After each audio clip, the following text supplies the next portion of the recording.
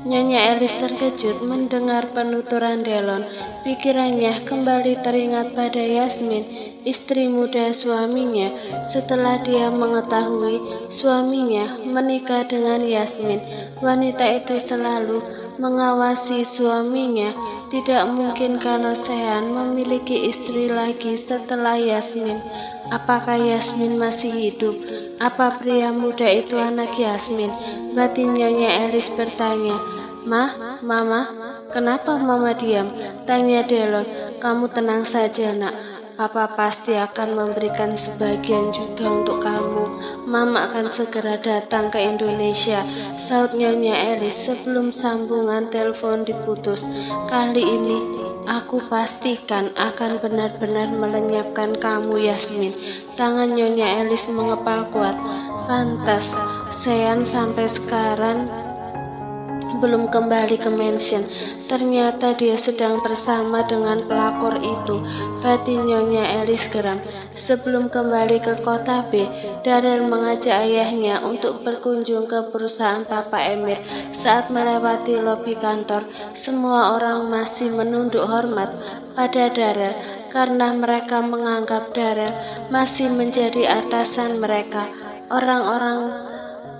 Orang-orang kantor di sini tidak ada yang mengetahui tentang perseteruan Darrell dengan Papa Emir. Ketiganya memasuki lift khusus CEO.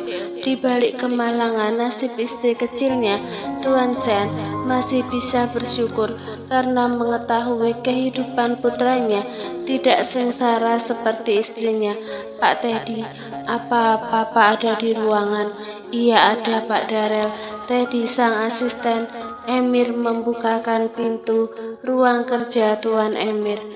Assalamualaikum. Darrell mengucap salam saat masih berdiri di ambang pintu. Waalaikumsalam. Darrell. Papa Emir langsung berdiri dan menghampiri putranya. Kamu kenapa mendadak ke sini, nak? Apa kamu sudah tinggal di kota ini? Tanya Papa Emir.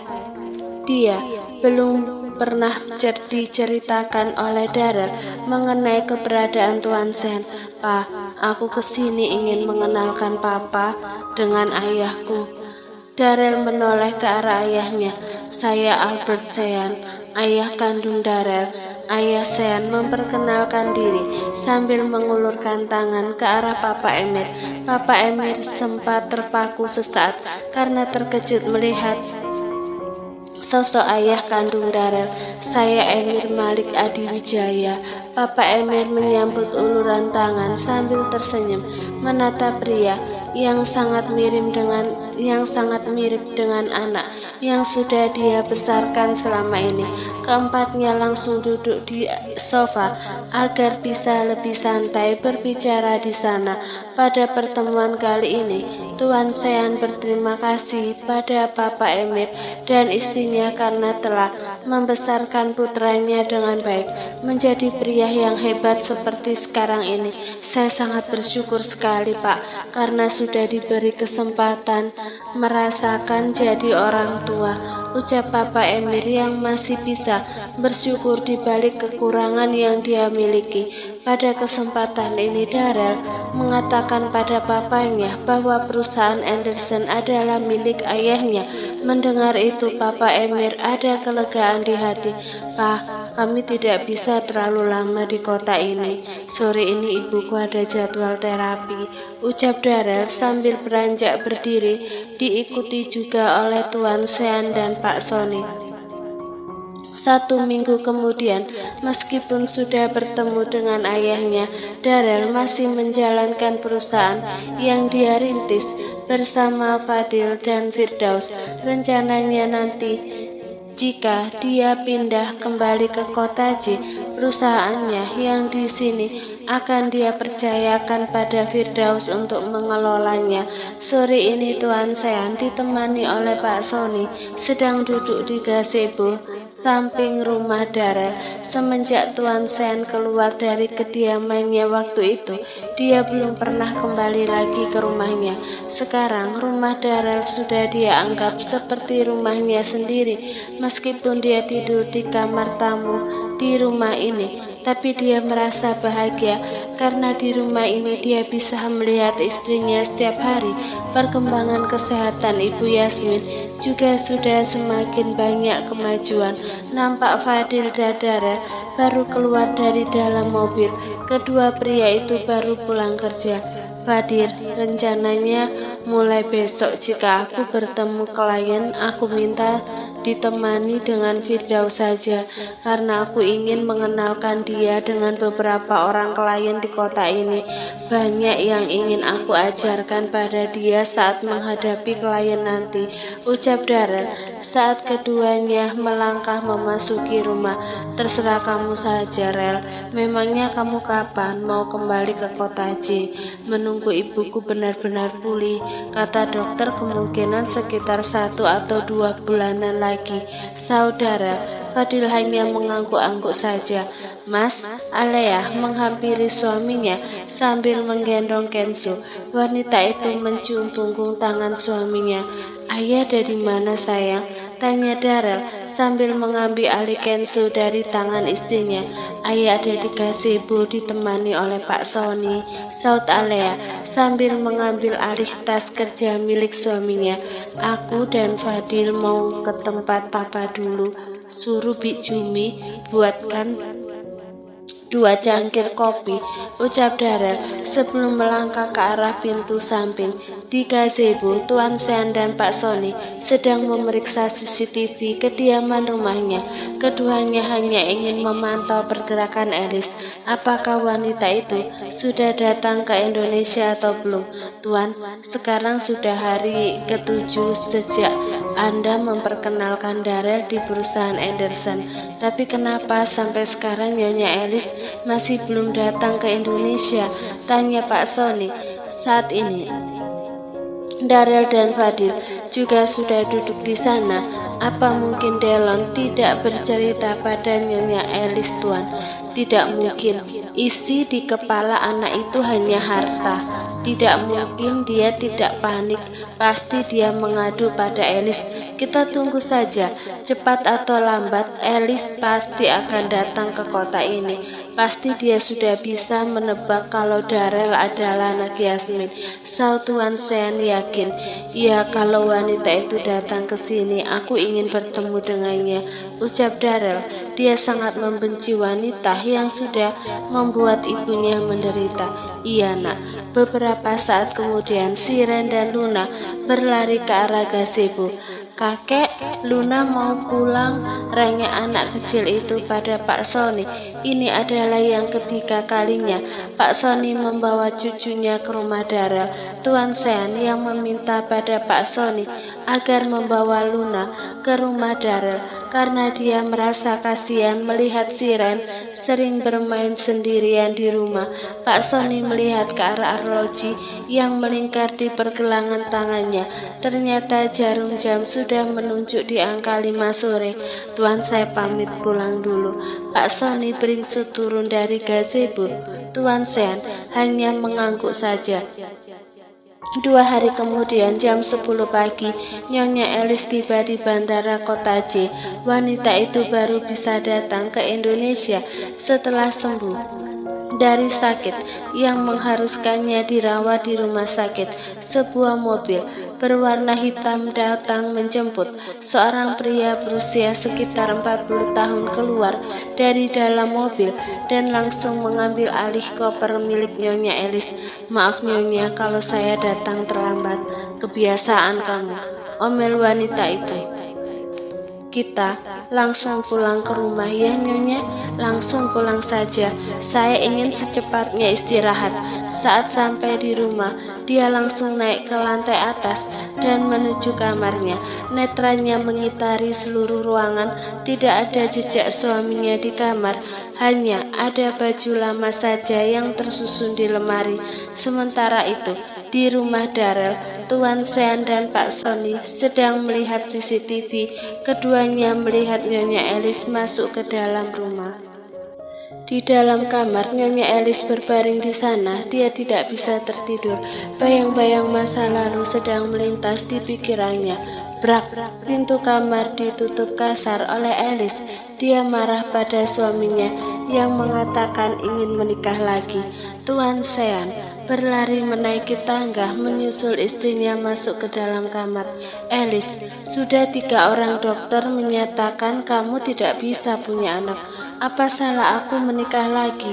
Meskipun aku menikah lagi, kamu akan tetap menjadi istriku. Mas, aku tidak mau dipoligami.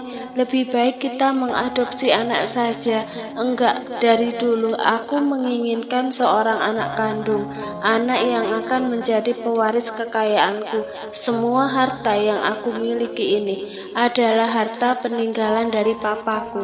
Aku tidak ingin keluarga besar Anderson, tidak ada penerusnya. Kamu tahu sendiri kan, kalau aku adalah anak tunggal keluarga Anderson, harus memiliki generasi penerus. Aku harap kamu mau mengerti aku, Alice. Aku tidak mau, Mas, titik, tegas Alice. Kalau sampai berani kamu menceraikanku, aku akan bunuh diri. Imbu wanita itu mengancam. Tuan Sean langsung keluar dari kamar dan melangkah ke ruang kerja. Baru saja 5 menit dia duduk di kursi kerja, gawe yang ada di saku celananya berbunyi. Pria itu langsung mengeluarkan gawenya. Ternyata yang menelpon adalah Sony. Asistennya itu memberi kabar bahwa gadis pelayan restoran yang bernama Yasmin sedang membutuhkan uang. Tuan Sean sudah lama menyukai gadis itu. Bahkan sebelum ini dia sudah mengincar Yasmin untuk melahirkan penerus keluarga Anderson, hingga akhirnya syarat yang dimintanya disetujui oleh Yasmin. 1 bulan setelah pernikahan Sean dan Jasmine, Alice sudah merasakan ada perubahan pada suaminya.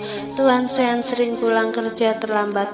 Bahkan saat malam hari, Tuan Sean ada beberapa kali pergi dengan alasan ingin bertemu klien, hingga akhirnya Alice menyuruh orang untuk membuntuti suaminya.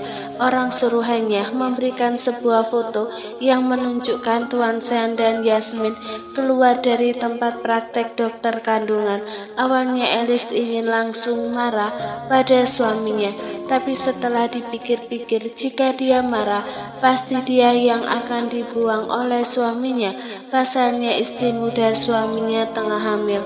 Lebih baik aku bunuh saja wanita itu. Saat aku dan Mas Sean berada di luar negeri terlalu lama melamun di atas pembaringan, akhirnya Nyonya Alice tidur karena wanita parubaya itu kelelahan habis dari perjalanan jauh. Malam hari, Tuan Sean ditemani oleh Darrell pergi ke rumah mewah tempat Nyonya Alice berada sekarang. Saat ini, Nyonya Alice sedang berada di ruang keluarga. Wanita itu baru saja selesai melakukan sambungan telepon dengan anaknya di teras rumah. Saat ini Tuan Sean dan Darrell sedang berdiri menunggu pintu dibuka oleh ART. "Selamat malam, Tuan," ucap ART sambil membungkukkan sedikit badannya. "Di mana Nyonya kamu?" tanya Tuan Sean dingin. "Nyonya ada di ruang keluarga, Tuan."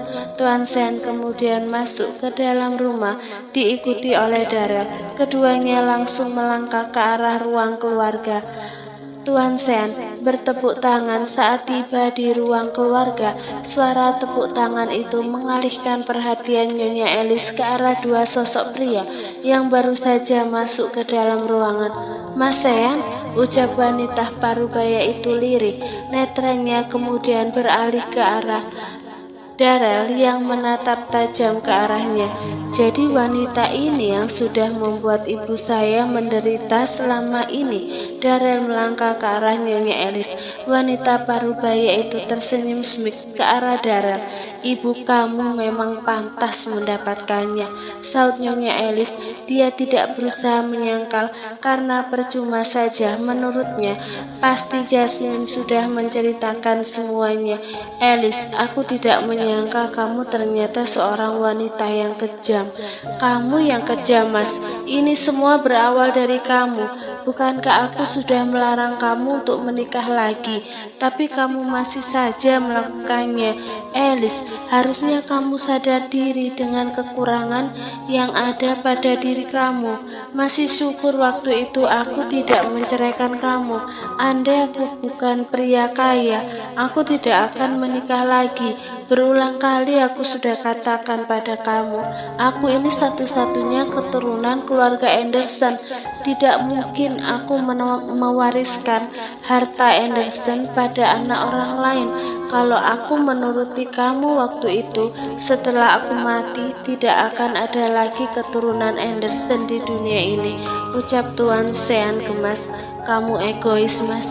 Kalau aku egois, aku pasti akan langsung menceraikan kamu waktu itu. Dan Yasminlah yang akan aku bawa ke luar negeri, bukan kamu, saut Tuan Sen. Aku sangat menyesal sekali waktu itu tidak langsung menceraikan kamu, Alice. Kali ini aku tidak akan memaafkan perbuatan kamu lagi, Alice. Mulai malam ini kamu bukan istriku lagi. Imbu Tuan Sean mengucap kalimat talak. Ayah, aku mau wanita ini menderita seperti ibuku, ucap Darrell. Iya nak, kamu tenang saja. Ayo kita segera pergi dari sini. Mas, aku tidak mau bercerai dari kamu, teriak Nyonya Alice sambil berlari menyusul Tuan Sean hingga ke teras rumah. Namun sayang mobil yang dikemudikan oleh Darrell sudah pergi menjauh dari teras rumah. Ini semua gara-gara wanita itu. Nyonya Alice terlihat mengepalkan telapak tangannya. Kini mobil yang dikemudikan oleh Darrell sudah keluar dari komplek perumahan mewah.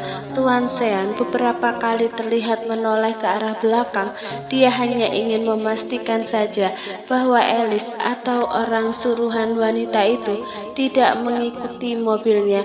Ayah, aku nggak mau kalau wanita itu hanya diberi balasan dicerai saja, tidak sebanding dengan apa yang dia lakukan pada ibu waktu itu.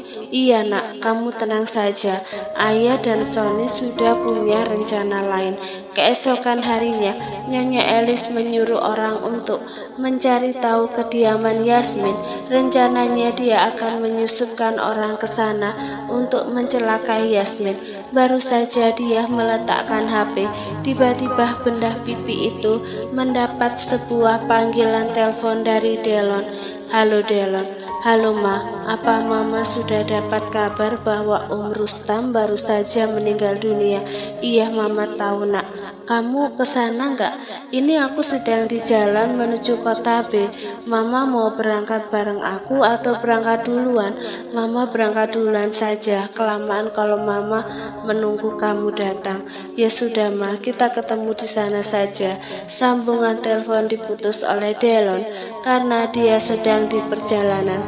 Meskipun sekarang hidup Nyonya Alice bergelimang harta, tapi keluarganya masih banyak yang tinggal di daerah terpencil. Pukul 17.00, Nyonya Alice nekat berangkat dari rumah. Dia berangkat seorang diri karena sopir yang biasa mengantarnya kemana-mana sedang sakit. Setelah istirahat sebentar untuk makan malam, Nyonya Alice melanjutkan perjalanan lagi. Perasaan mobil berwarna putih ini dari tadi ada di belakang terus, batin Nyonya Alice. Dia mengurangi kecepatan mobilnya agar mobil putih itu mendahulinya saja. Namun bukannya mendahului, mobil tersebut juga ikut menurunkan kecepatan mobilnya. Hal itu menambah kecurigaan Nyonya Alice. Tidak ada pilihan lain. Nyonya Alice terpaksa menambah laju kecepatan mobilnya. Saat ini, mobilnya memasuki daerah pegunungan yang mana sisi kiri dan kanannya terdapat tebing, sehingga wanita itu terpaksa mengurangi laju kecepatan mobilnya. Namun naasnya, mobil putih yang membuntuti tersebut menyalipnya dan langsung memblokir jalan. Hal ini membuat Nyonya Alice terpaksa menghentikan mobilnya. "Buka!" Dua orang pria menggedor kaca jendela mobil, tapi wanita itu tidak mau membuka. "Buka atau kami pecahkan kacanya," ancam salah satu pria. Nyonya Elis ketakutan. Dia berpikir dua orang itu hanya ingin mengambil uang di dompet dan perhiasannya saja. Baginya itu tidak masalah. "Kalian mau apa? Uang? Saya akan memberikan kalian uang. Tapi setelah itu segera singkirkan mobil kalian." Dua orang pria itu langsung tertawa mendengar ucapan Nyonya Elis. Sesaat kemudian salah satu pria mendekati Nyonya Elis sambil menyembunyikan sapu tangan di belakang tubuhnya. Nyonya Elis melangkah mundur dan ingin masuk kembali ke dalam mobilnya. Belum sempat Nyonya Elis masuk ke dalam mobil, mulut dan hidungnya langsung dibekap oleh pria itu hingga dia tidak sadarkan diri. "Aku angkat wanita ini ke mobil kita, sedangkan kamu jatuhkan mobil wanita ini."